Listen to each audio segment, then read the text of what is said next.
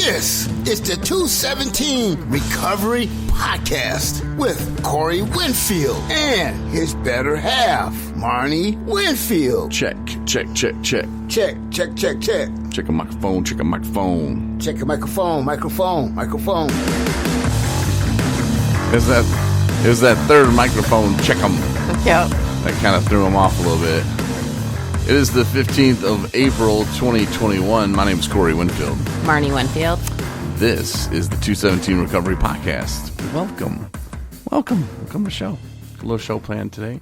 Going to do a reenactment of a little visit I had to the DR place.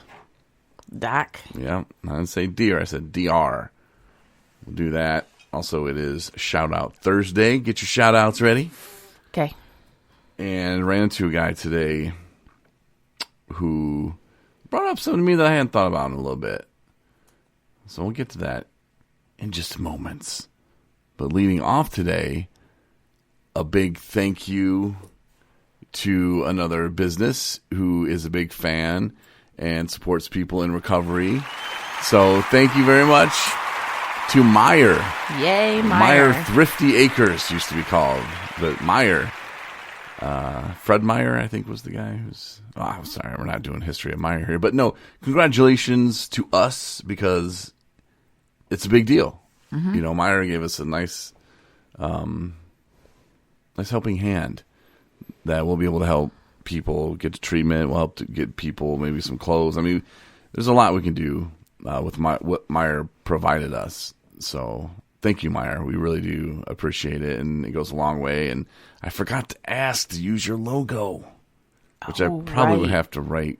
I don't know. I'll write Barb back. Yeah, I would just first name. She was a nice lady. She really was. It was nice talking to her. And, yeah. You know, I asked if we could do anything for Meyer, and she was kind of like, "What do you mean?" Like, "Oh, you poor kid. What do you mean?" Yeah. I was like, "Well, you know, I mean, if you ever need." I don't know what your policies are for people who have substance use disorder. And it's like, oh, we got plenty. And I figured they did, but at the same time, there's a lot that goes into somebody wanting treatment. First, they got to want it. You know, wife or mom or whoever could be saying, you need to go. And yeah. They're not going. Until they're ready to go, sometimes they got to get in trouble with the law to go to treatment. Sometimes it's just a repeated thing. They've been to treatment, but still they slip up. And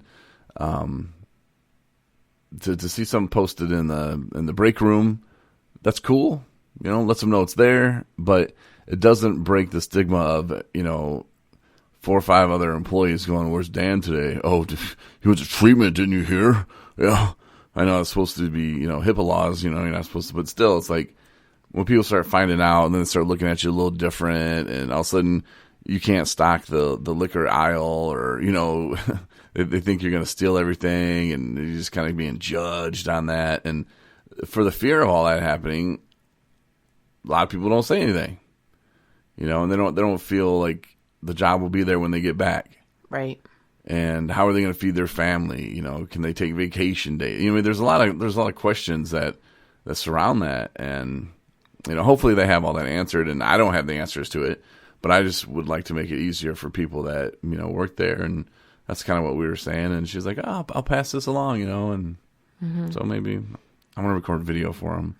Yeah. Like PSA, like real cheesy. Well, and the other thing too is I think she kind of made it clear that, and I think this is true for any place of employment, is that she said a lot of times people just don't come back. They just leave. They think that there's something they catch on to something, like she was saying, they'll find bottles in their work area or what have you, and that people aren't just coming back. So they might have resources available for them, but people just aren't ready to utilize them. You know, they're not at that spot yet.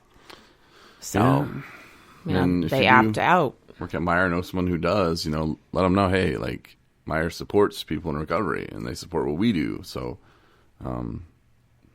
if you ever need anything, talk to somebody. You know, it's not as big a deal like as you might think. You know, well, it is a big deal, but it's not like it used to be. You know, where people are going to judge you, and if they do, who cares, man? What? So you decided that you want a better life, and you're tired of using drugs, and they're gonna be mad at you for that? Come on, man. Yeah, that's silly. That's silly talk. All right, but thank you, Meijer. We really do appreciate it. So shop at Meijer all the time, and Speedway. So had this appointment the other day. Yeah. Yeah.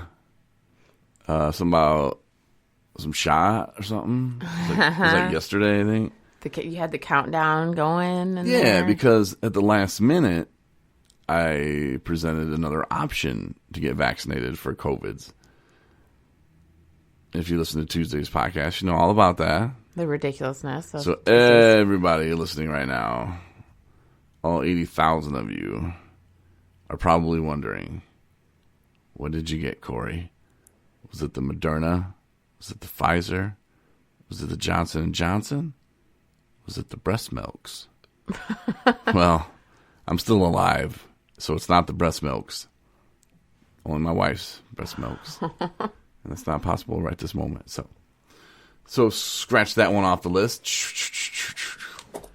I am proud to say that I am not a one-shotter.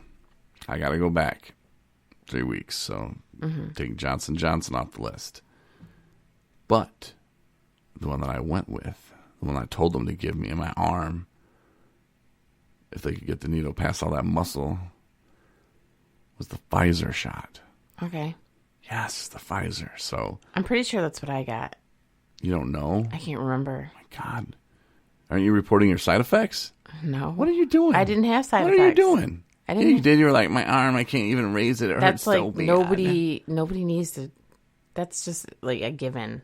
And you had diarrhea, explosive diarrhea, wasn't it? No. The shot's fault? No. Or am I thinking of somebody else? No. I think it's somebody else. What if I just started putting crazy stuff down? I think that's what happens sometimes. like I said, I was trying to explain this to people. Is somebody somewhere felt some kind of way after their shot, and then just chalked it up to the COVID shot. I'm gonna put on there anal balding. Oh my God! No, I'm serious though. Like everything. I'm serious too. Everything. If you look at the side effects of any medication, they just list it that way down the line. When somebody feels that way, then they're just like, well, we should read the side effects because that's one of them. Turn into a dickhead. I'll put it on there. Yeah. Side effects may include anal balding. Turn into a dickhead. Like, see, this is so much fun. You can have fun with a shot, and a lot of people, and my brother, one of them, is like, yeah, I don't need that shot. And I don't, man, whatever. If it makes my wife happy and my mom happy and my wife's mom happy, whatever, man. Yeah. It took, 15 minutes of my time. I got to drive across town in the snow. What's up with that? It's the winter again in Michigan. So sick. It's construction season. It can't snow. Like, they should not start construction season now. Just wait. Because you can't go through that in ice. Like, that's not, like, hello, injure or kill a worker, 45 grand, 1,000 years in prison. It's not I'm not really trying to live that life. Snowing, but it's way too cold. It's way too cold than it should be. When you're leaving at 5 in the morning, it's still...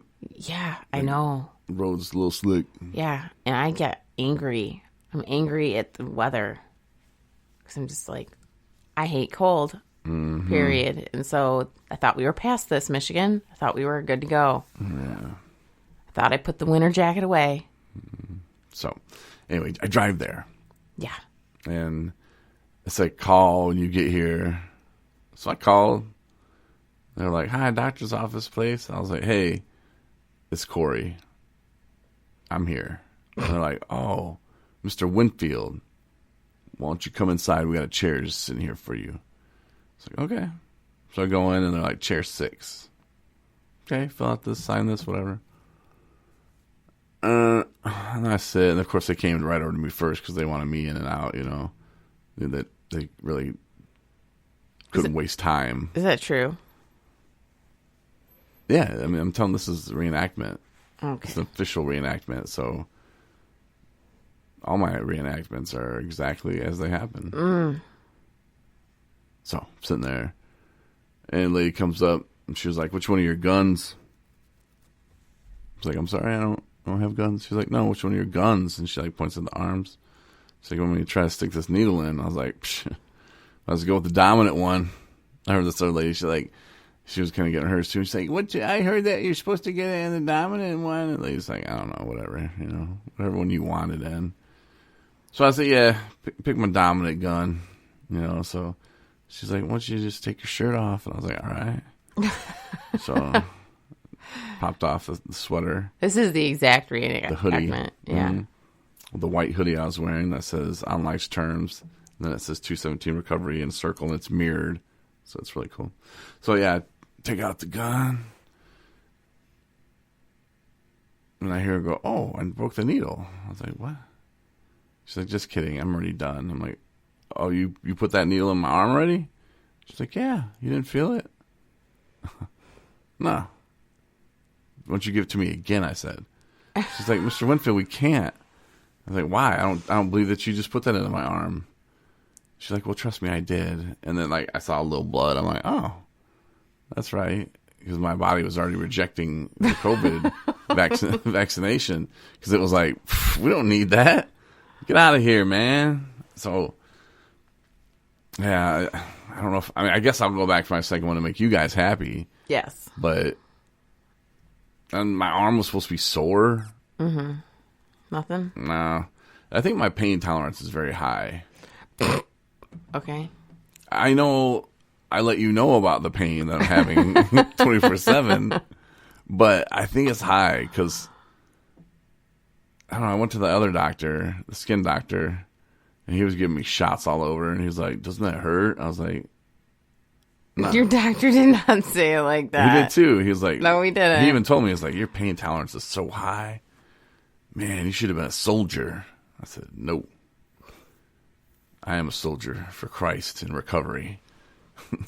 I'm a soldier for people who get turning their lives around. Mm-hmm. I know it was about recovery a little bit. I know. So you got your vaccination. Oh, yeah, sorry, I was going off on a tangent. Yeah, I guess. I mean. See, and it wasn't that big of a deal, and there you go. Yeah. Well, they were saying that the age population that is now, I don't know, I always think that statistics are skewed because it's kind of screwy, but that age population that is actually is having the most cases right now is young adults, young and middle-aged adults. Well, yeah, because they gave everybody else vaccinations, the old people. So it works. Yeah, I mean, we'll see. I mean, paperwork stubborn. said we don't really know what we're putting in your arm. Oh, really? Yeah, you didn't read any of that? No, the whole 20 pages.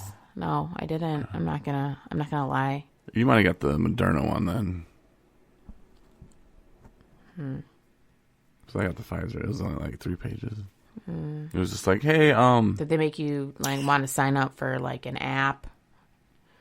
On. For reporting the side effects and stuff, yeah. Okay. Which I did because I'm an adult. Oh. And I'm an adult, and I want to let them know about my anal balding, and it turns me into a dickhead. Yes.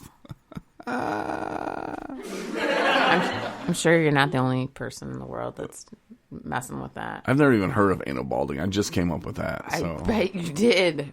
I never have either, so. Speaking of that, Justin, who runs our meetings, our Zoom meetings. Sorry, my cat is all over the place. You might have heard her earlier. She was meowing. Nico, what are you doing? What are you doing? Hey, you being a good girl? Yeah, she is. Anyway, we need a segment called Nico Time. I need Tyrone to do a voiceover of that. It's not time to talk to Corey's kitty. She's all about that window right now, the window life. She likes to scratch on it. So, yeah, Justin, he runs the online meetings, which will go live, I guess, Monday. But one of the ways to get through it, the way we really want you to get through, is our app. Mm-hmm. Our new app, which we're waiting for. I mean, we published it. Now we're just kind of waiting. Apple will come first, and then Google. But yeah, Mondays is AA at 7 p.m. and NA meetings on Wednesday at 7 p.m. But Justin's going to run those, which would be very cool. And today, or yesterday, I don't know, it was today. Long story short, we're going to do a podcast. And he says to me that we should go walking together. But it started off that you said you had walking shoes coming in the mail. Yeah, I was going to go on that, and I thought, no, it's not important. But okay, it is. All right, so I saw him today, and he's like, well, you need to go home and wash those shoes. Those white shoes, you got some, dark black crap on the side. And I was like, it's called dirt, man. He's like, well, you need to go home and wash those. And I was like, well, I got new shoes coming today anyway, and they're walking shoes. And he's like, oh, we should go walking together. And I was like, yeah, we should, like all sarcastic. And he's like, and then we could do a podcast while we're walking. And I was like, okay, that's ridiculous. And I was like, that's perfect, actually. That could be a very interesting podcast. Mm-hmm. So, yeah, I was like, man, that would be a good podcast. I mean, it would be killing two birds with one stone. So I thought, all right, well, here's the name of it, Dustin, Two Birds, One Stone. And then I was like, damn it, I bet there's already that podcast named. Mm-hmm. So I look it up. Yeah, sure enough. And like one of them, there's like two birds, comma, one stone. And then there's just like two birds, one stone. Like I'm like, damn it. So then I thought, okay, two birds, one stone. Here's what we're missing. Is the 7. Because you write down it's 2, 1. Oh, that's 7. So I sent that to him, question mark. Like, okay, two birds, one stone, 7. What does the 7 stand for? He was like, hold on, I'm thinking. I'm like, all right, 7 thoughts. He's like, yeah, or 7 topics. I was like, yeah, kind of the same thing, man. Mm-hmm. So, two birds, one stone, 7 thoughts podcast. I like it. I think that's as longest name as you can get. But yeah, so we're gonna start that soon. I know that podcast will be on the new app. I don't think I'm gonna publish that through Spreaker or anything. So the only way to get that is to have the app, mm-hmm. which will be a cool way to see if my mom and your mom listen, because we'll have 2 downloads, right? And then Justin's mom, well, she may listen. I don't know. Mm-hmm. Probably needs to be listening, but. And what I think is cool that you guys are doing is so you said you're doing an AA meeting on Monday and an NA meeting on Wednesday. Is that? Yeah, and then we're doing a new podcast, but that's cool. But I know, but okay, I know I got that part. I do listen to you. Yeah. What I was thinking, what I just wanted to say is that this would be a good opportunity for, obviously, well, not obviously. So Alcoholics Anonymous is, 12-step program.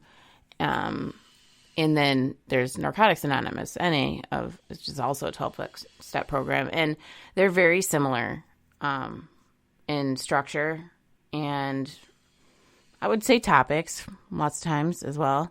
But anyhow, there's a difference, there's a difference.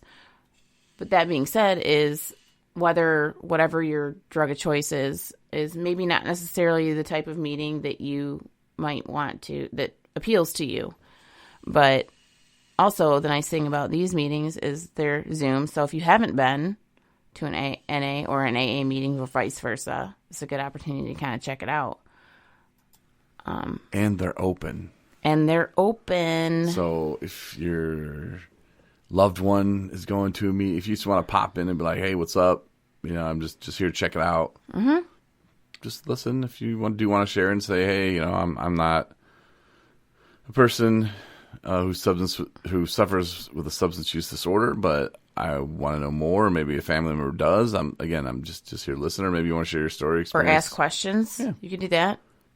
Yeah, it's a great opportunity, and because we have a lot of people that listen on our podcast that lots that not necessarily are addicts themselves, but they've been touched by addiction in a big, big way. And so they want to know more, and they, it can help. So. Yeah, open. Yeah. Love it. Mm-hmm. I thought you were going to offer to run another meeting. No, I think that's plenty. What about an all women's meeting? My mom keeps hounding me about something like that. I don't know. When my schedule clears, I'll let you know. Well, see, that's the thing. That's why I got Justin. Justin's he doesn't know it, but he's my assistant. Oh, that's good. Yeah, he doesn't know it. Well, he knows it now because he listens to the podcast, but.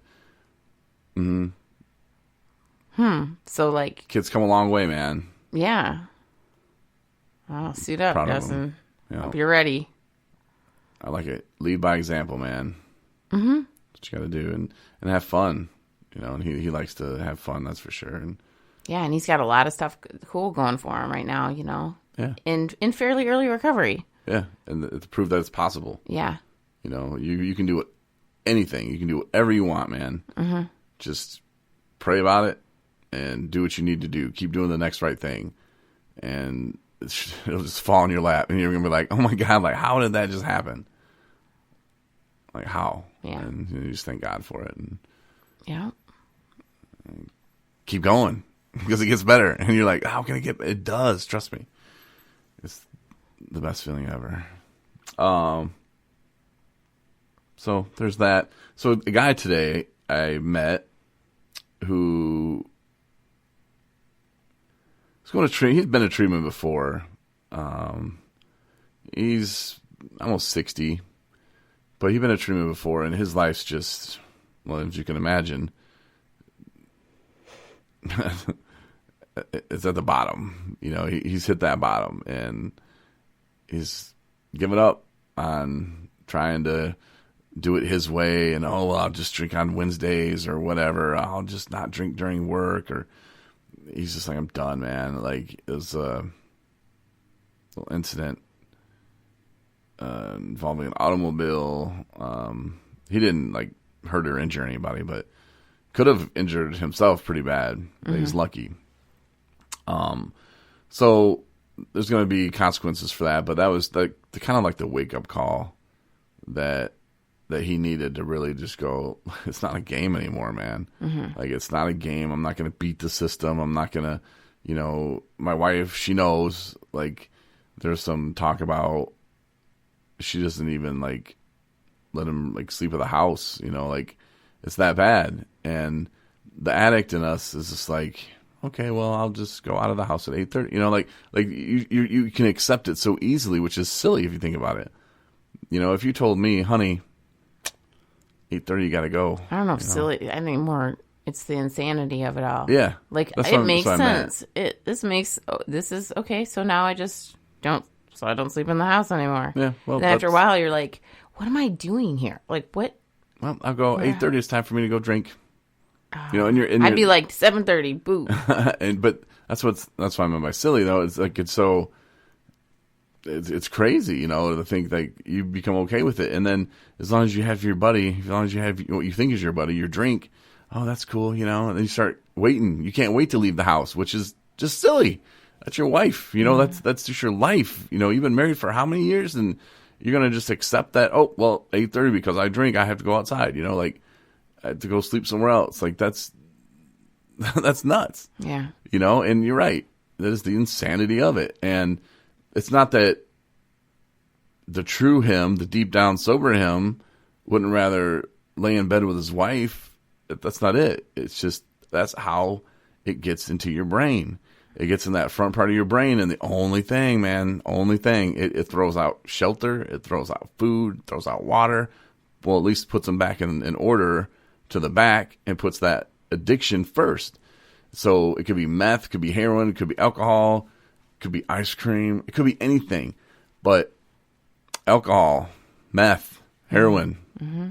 Coke, you know, those are the big ones that just runs right to the front to where you're just thinking about, that's all you're thinking about. And with alcohol, you get physically dependent. Mm-hmm. And I remember, you know, when I started like getting the shakes and just thinking, oh my God, like I've done it. Like this is bad. I don't know what to do though.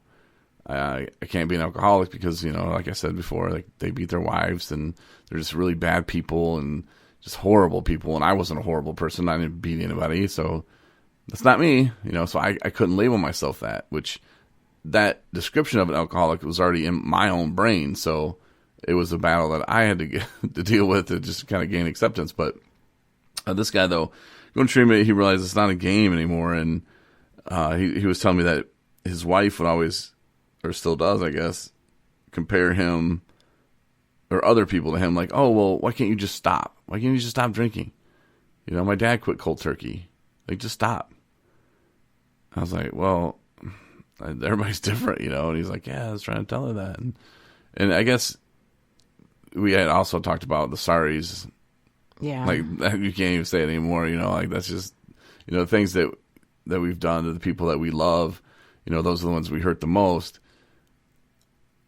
It can't be unsaid, you know? And I mentioned the time machine that I was working on, which he thought was a brilliant idea.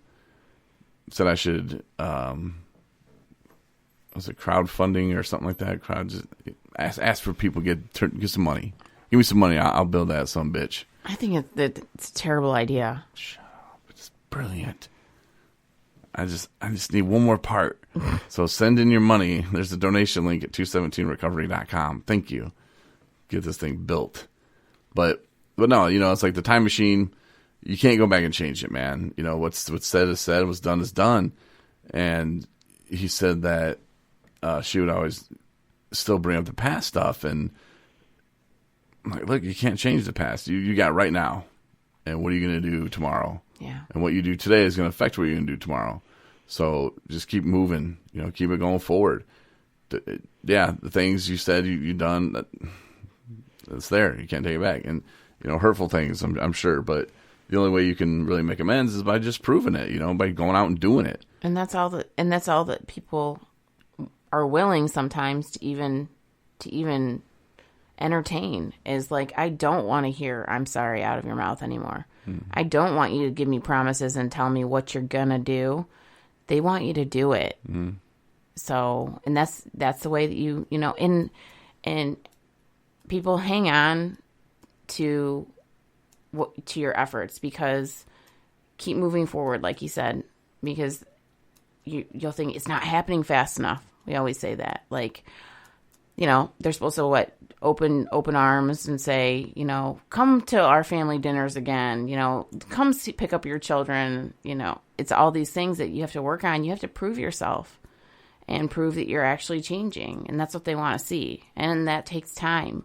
And like you said, I mean, we cause so much hurt and so much pain that it can't be undone, the actual events. But if you show them that you've changed as a person, that's what they want to see. And then they can start accepting that person again. But that takes a long time. It takes a long time. So just hang in there. And start, if you're going to meetings but you're not court ordered or you don't live in sober living, you don't have to show your meeting list to anyone. Well, get a list anyway. You know, put it into the basket or however they do it now, like through Zoom meetings or however people do it. You know, but the old school, you throw your meeting sheet in a basket, slip, and then get signed. Do that for yourself, you know, and get it framed. I remember Chris Goss, he was so proud. He got his meeting sheet filled completely, and he posted it on the fridge at the Sober Living House. And some a-hole, Ryan or Naveed, I don't know, they're equal, but one of them, they threw it away. Oh, man. And he was like so proud of that, and that was kind of a dick move on their part, but you know, he was going to frame it. Absolutely. And he wasn't doing that to show anybody up. He was doing that because he was proud of himself. Like, he never in a million years thought he would go to that many meetings. Yeah. You know, and it's something for himself. So, you know, get you a meeting sheet, you know, start framing them, put them in a book, whatever, man. And do it for yourself. You know, other people will notice it. You know, they'll say, oh, damn, that's a lot of meetings. So he's hit how many? 40? And when does this start? Set an example. Yeah. For others. That it can be done. You know, and good for him. But, yeah, that's something you can do. You know, start a meeting sheet, even if you don't need one. And just kind of keep track. You know, keep track yourself. And other people will notice. You know, and you'll notice. You'll start wanting to go to meetings when something gets frustrated or you get frustrated. Oh, you got to get this off your chest. You know, it doesn't replace the therapist, but there's a lot of things that you can get off your chest at AA meetings, and you start to realize your brain without even thinking about it. When you're feeling frustrated, you're just like, I got to get to a meeting, because your body gets used to it. Your mind gets used to releasing that frustration at these meetings. Mm-hmm. You know, it's just like we would get used to drinking. Like we get frustrated. Oh, we drink. Oh, okay. Well, it's the same thing. And the more meetings you go to, the easier it gets, you know, and you're just retraining your brain. And it's a lifestyle. You know, he's about to go into this new lifestyle, and I kind of gave him that advice about the meetings. I was like, go to as many as you can all the time, and it'll be natural for you when you get frustrated, or you and your wife, or you in a job, or somebody gets under your skin. You're going to be going, I got to get to a meeting, not I got to get to the store. Mm-hmm. It's true, you know. So good luck to my man. Things will go well for him. If you know someone who's having a hard time, there's a program out there that FAN has. It's called Hope Not Handcuffs. It's a good program, and it's all over the state of Michigan. I think it's in New York, too. Mm-hmm. And I think it was going to start in Wisconsin. So, reach out to them. There's a link on our website at 217recovery.com. But Hope Not Handcuffs, they'll set you up with a recovery coach that'll help you along the way. Now, they're not going to be, it's not the same as a sponsor. You know, recovery coach is going to get you the resources and set you up with what you need to succeed. You know, they're going to be the coach on the sideline. They're not going to be your friend. I mean, they're not going to be rude to you, but, you know, they're not going to be like, hey, you want to go to a movie on a Friday? Sure, buddy. Yeah. You know, maybe a sponsor does that. I don't know. But they're going to be there for you in all the ways that they can be. And it's really helpful. If you're like, I don't know how I'm going to do this, or food, or whatever, clothes, or out. They probably have some resources that they know about that can help you out. So, and they know people. If you want to go to treatment, hey, you know, they can get you in. You know, they have like deals with, I don't want to make it sound like they got some deals going on the side. No, but they know people at treatment centers. So, you know, if they call and they say, hey, we're going to get this guy in, they're like, okay. Yeah, and it's not necessarily fast track, but it's a place to start, and they will help facilitate getting things going for you, and kind of get an idea of where you're even at. You know, if maybe you need detox, you know, maybe you want to start out, and maybe you're ready for treatment now. So it's an amazing agency. Mm-hmm. And if you're like, I don't know how I'm going to get there, even, you know, tell your recovery coach that, you know, let them know. Because we work with Hope Not Handcuffs. That's what we do. Yes, we do. We do transportation for them. So when they need somebody to get to treatment, doesn't matter really where it's at in the state of Michigan, we'll go. We got you. Mm-hmm. You know, so we're happy to be doing that. It's a great partnership. So it's fun. Just not at 5 a.m. when the roads are icy. It's not fun. But yeah, Hope Not Handcuffs, like I said, the website, 217recovery.com. There's a link to them. If you know someone who's struggling, you don't have to go into inpatient treatment. There's lots of options. But if you know someone who's struggling with it, they don't have to live this way anymore. I'm telling you, life is so much better. I wish everybody could feel this. Yeah. Because it's absolutely amazing. Actually living life on life's terms. So, with that being said, Thursday night shout out with 217 Recovery. Oh yeah. First shout out going to Barb Lee. Thank you, Barb, for everything that you've done for us. Shout out to the Bear River lady, the one that you said listens all the time. Heather. Yeah, that's what I said. Mm-hmm. Heather H. Heather H. There's other employment, don't worry. Just kidding. It's kind of funny, though, a little bit. And to Josh. I actually took notes on mine because I had so many. I want to shout out to Christina B. She's hanging in there, awesome, and she actually has an ankle surgery tomorrow that she's pretty concerned about. Obviously, apprehensive, has some anxiety issues, whatever. But she's been she's been hitting meetings, talking to me, talking to her sponsor, and preparing herself for that. So to Samantha, to Shayna, not my sister, but same name. Ooh, so Shayna, if you're listening, I know. your sister, that wasn't for you. No, and I guess my sister, but she doesn't listen.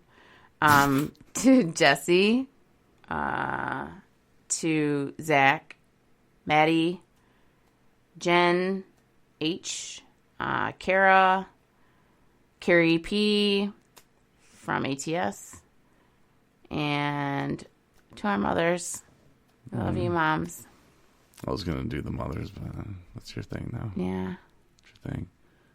Seeing my mom tomorrow. That's good. Good family time. Yeah. Huh. Well, our app will be published soon. Meetings, like I said, you'll be able to find them on there.